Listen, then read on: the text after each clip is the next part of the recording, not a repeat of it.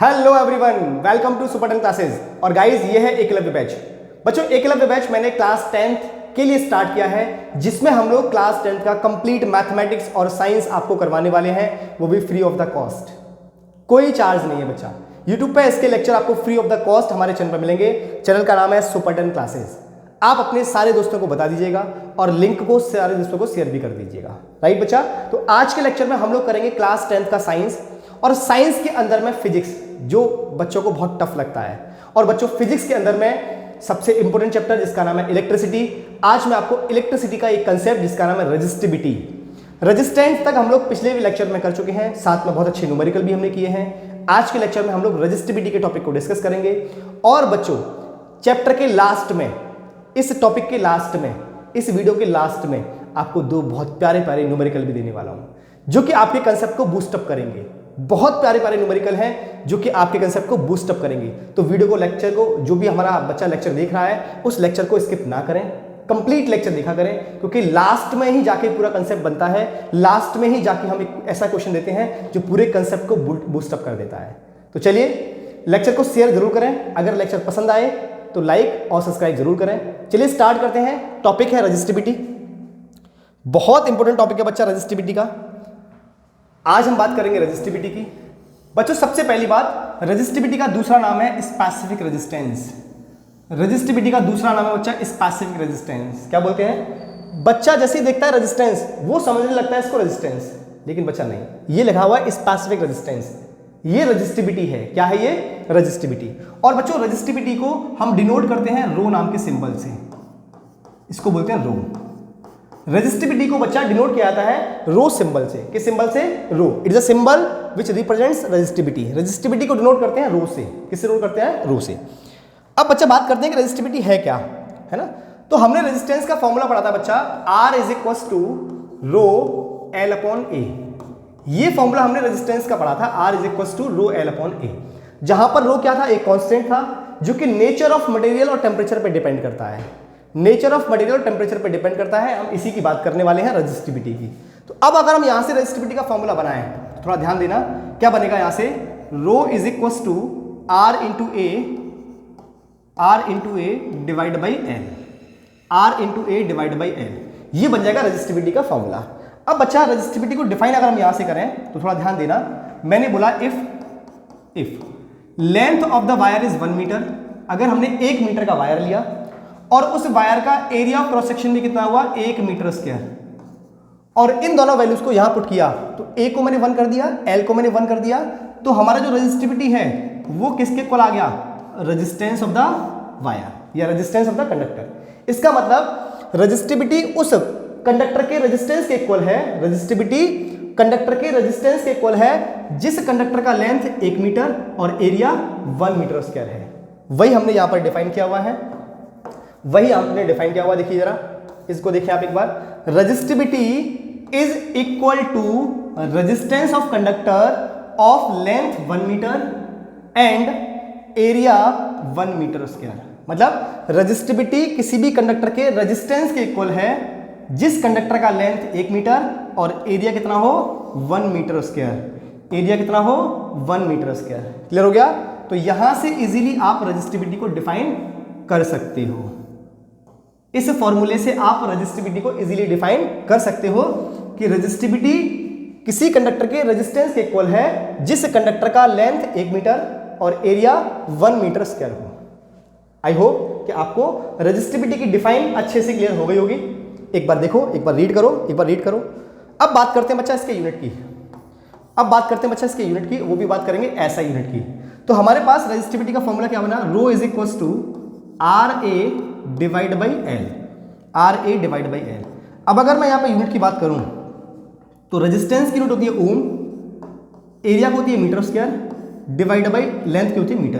तो 1 मीटर से metre cancel out हुआ, तो बच्चा यहां से यूनिट आ गई ओम इंटू मीटर। तो रेजिस्टिविटी की एस आई यूनिट क्या होगी? Ohm into metre. ये देख लीजिए, ओम इंटू मीटर। तो रेजिस्टिविटी की एस आई यूनिट क्या होगी बच्चा? Ohm into metre. कैसे ड्राइव किया अपन ने? ये देखो एक बार।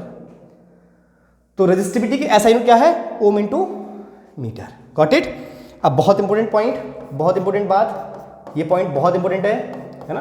इस पॉइंट से 2024 के पेपर में क्वेश्चन भी पूछा गया आपको, 2024 के पेपर में क्वेश्चन भी पूछा गया है, बहुत इंपॉर्टेंट है। देखिए क्या बोल रहा है, resistivity does not depend on shape and size of conductor. बच्चों, रजिस्टिविटी कंडक्टर के शेप और साइज पर डिपेंड नहीं करती। कंडक्टर का शेप कैसा है, कंडक्टर की साइज कैसी है, इस बात से रजिस्टिविटी को कोई मतलब नहीं है। रजिस्टिविटी सिर्फ डिपेंड करती है तो nature of material and temperature. Nature of material and temperature कहने का मतलब यह है कि अगर मुझे किसी भी कंडक्टर के रजिस्टिविटी को चेंज करना है तो उस कंडक्टर के मटेरियल को चेंज करना होगा या फिर टेम्परेचर को चेंज करना होगा। अगर उस कंडक्टर को मैंने कट कर दिया, उस कंडक्टर की मैंने शेप को चेंज कर दिया, तो रजिस्टिविटी चेंज नहीं होगी, तो रजिस्टिविटी सेम रहेगी। जैसे एक कॉपर का वायर है, तो कॉपर के वायर से आपने एल्युमिनियम का वायर अगर बना दिया तो रजिस्टिविटी चेंज होगी, लेकिन कॉपर के वायर की लेंथ को आपने दुगना कर दिया, 4 गुना कर दिया, लेंथ को बढ़ा दिया, इंक्रीज कर दिया, डिक्रीज कर दिया, है ना, शेप को चेंज कर दिया, सर्कल था, सर्कल से आपने स्क्वायर बना दिया, रेक्टेंगल बना दिया, तो हमारी रजिस्टिविटी चेंज नहीं होगी, क्योंकि रजिस्टिविटी डायमेंशंस पर डिपेंड नहीं करती। It depends only on nature of material and temperature. ये केवल नेचर ऑफ मटेरियल और टेम्परेचर पर डिपेंड करती है, ये डायमेंशन पर डिपेंड नहीं करती। तो resistivity does not depend on shape and size of conductor, it depends on nature of material and temperature. इतनी बात क्लियर है, ये बहुत इंपॉर्टेंट बात है। यहां से 2024, 2025, 2023 हर ईयर में यहां से क्वेश्चन आपको बोर्ड एग्जाम में देखने को मिला है, तो इस बार भी क्वेश्चन बोर्ड एग्जाम में देखने को मिलेगा। क्लियर है, आगे बढ़े। नेक्स्ट बात, ये भी इंपॉर्टेंट है, ये इसके एप्लीकेशन से रिलेटेड बातें हैं, रजिस्टिविटी के एप्लीकेशन से रिलेटेड बातें हैं बच्चा। Resistivity of alloy is higher than that of its pure metal. बच्चों, अलॉय की जो रजिस्टिविटी है वो उसके प्योर मेटल से ज्यादा है। रजिस्टिविटी अलॉय की बच्चा उसके प्योर मेटल से कैसी है, बहुत ज्यादा। प्योर मेटल का मतलब जिस मेटल से अलॉय बने हुए हैं, जिस मेटल से अलॉय बने हुए हैं। अलॉय क्या है, कुछ मेटल्स का कॉम्बिनेशन। जिस मेटल से अलॉय बना हुआ है उस मेटल की जो रजिस्टिविटी है वो कम होती है और अलॉय की जो रजिस्टिविटी है बच्चा वो ज्यादा होती है। क्लियर है, बात समझ आ गई। अच्छा, अगर हम ऑर्डर की बात करें, अगर हम रजिस्टिविटी के ऑर्डर की बात करें, अगर हम रजिस्टिविटी के ऑर्डर की बात करें कि किसकी रजिस्टिविटी ज्यादा और किसकी रजिस्टिविटी कम, तो सबसे ज्यादा रजिस्टिविटी होती है बच्चा वो होती है इंसुलेटर की। इंसुलेटर की रजिस्टिविटी सबसे ज्यादा है। उसके बाद जो रजिस्टिविटी है बच्चा वो है अलॉय की, वो है अलॉय की। और उसके बाद जो रजिस्टिविटी है वो है सेमीकंडक्टर की, semiconductor. And then last resistivity conductor की। किसकी है, कंडक्टर की। तो ये एक क्या आ गया, ऑर्डर आ गया रजिस्टिविटी का कि किसकी रजिस्टिविटी कितनी होगी। ये एक ऑर्डर आ गया रजिस्टिविटी का कि किसकी रजिस्टिविटी ज्यादा और किसकी रजिस्टिविटी कम, है ना। आप कंपेरिजन कर सकते हो कि इंसुलेटर की रजिस्टिविटी सबसे ज्यादा है, उसके बाद अलॉय, उसके बाद सेमीकंडक्टर और उसके बाद कंडक्टर। कंडक्टर का मतलब प्योर मेटल, है ना। तो अलॉय की रजिस्टिविटी उसके प्योर मेटल से ज्यादा है, अलॉय की रजिस्टिविटी उसके प्योर मेटल से ज्यादा है। मतलब मैं ऐसे बोल सकता हूं कि रजिस्टिविटी ऑफ अलॉय वो ज्यादा है उसके प्योर मेटल से। Resistivity of pure metal, resistivity of pure metal, है ना, ऐसा बोल सकते हैं अपन कि अलॉय की जो रजिस्टिविटी है वो उसके प्योर मेटल से ज्यादा है। अलॉय की जो रजिस्टिविटी है वो उसके प्योर मेटल से ज्यादा है। क्लियर है बात।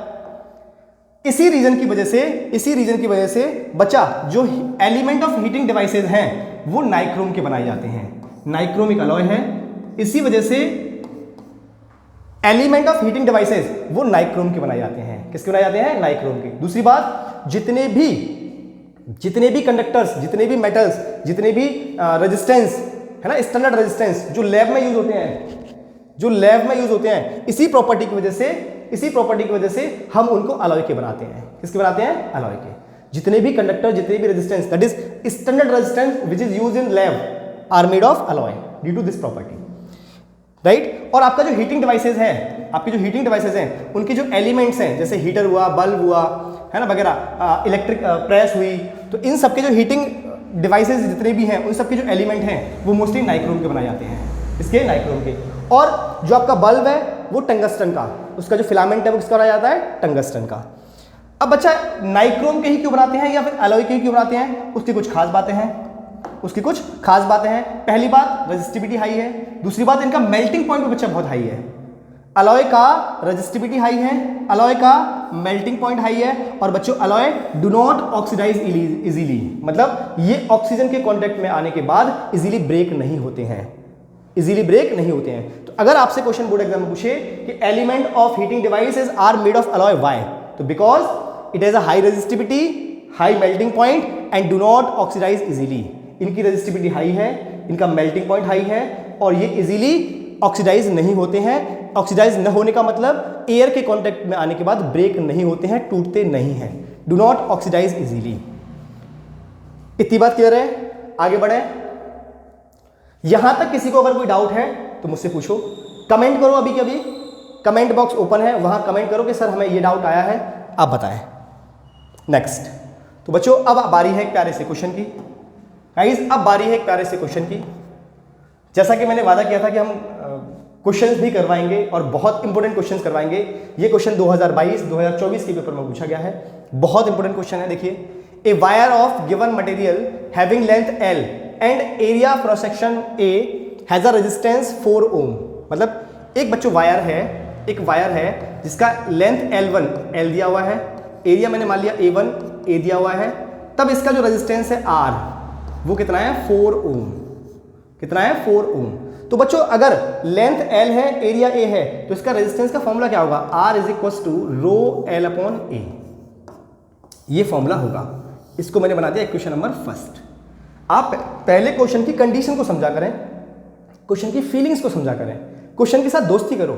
जितना आप फिजिक्स के साथ दोस्ती करोगे, जितना आप क्वेश्चन के साथ दोस्ती करोगे, उतना ही फिजिक्स आपको समझ आएगी। हमारी नेचर है ना ये तो, कि हम किसी के साथ दोस्ती कब करते हैं? जब उसकी फीलिंग्स को हम समझने लग जाते हैं। तो ऐसे ही अगर आपको फिजिक्स को समझना है तो पहले फिजिक्स से दोस्ती करनी पड़ेगी, तब इसकी फीलिंग को समझोगे, और जब इसकी फीलिंग को समझने लग जाओगे तो ये क्वेश्चन बहुत आसानी से आपसे बनने लग जाएंगे। क्लियर है? आपसे बहुत आसानी से बनने लग जाएंगे। अब देखिए अब क्या बोल रहा है, ये हमने फर्स्ट सिचुएशन को लिखा। अब सेकंड सिचुएशन पे आते हैं इसकी पर।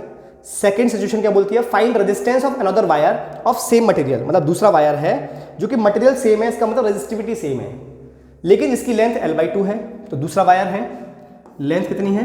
L/2, पहले वायर की हाफ है, एंड एरिया कितना है बच्चा? A2, it's a 2A। तो इसका मुझे रेजिस्टेंस बताना है, जिसको मैंने नाम दे दिया R2। ये रेजिस्टेंस मुझे बताना है, इसको हम R1 नाम दे देते हैं। ठीक है, तो ये मुझे बताना है। तो बच्चों R2 कितना होगा? R2 is equal to rho L2/A2, rho L2/A2 है ना। ये हो गया हमारा इक्वेशन नंबर सेकंड। ये हो गया मेरा इक्वेशन नंबर सेकंड। मुझे R2 कैलकुलेट करना है, तो ऐसा करते हैं, आप दोनों को डिवाइड कर देते हैं। From equation second divide by first क्या बन जाएगा? R2/R1 is equal to rho L2/A2 divide by rho L1/A1 हो जाएगा ऐसा। अब देखिए कौन कौन कटा यहां से, रो से रो कैंसिल आउट हुआ, और तो कुछ नहीं कटेगा। अब वैल्यूज पुट करते हैं, तो R2/R1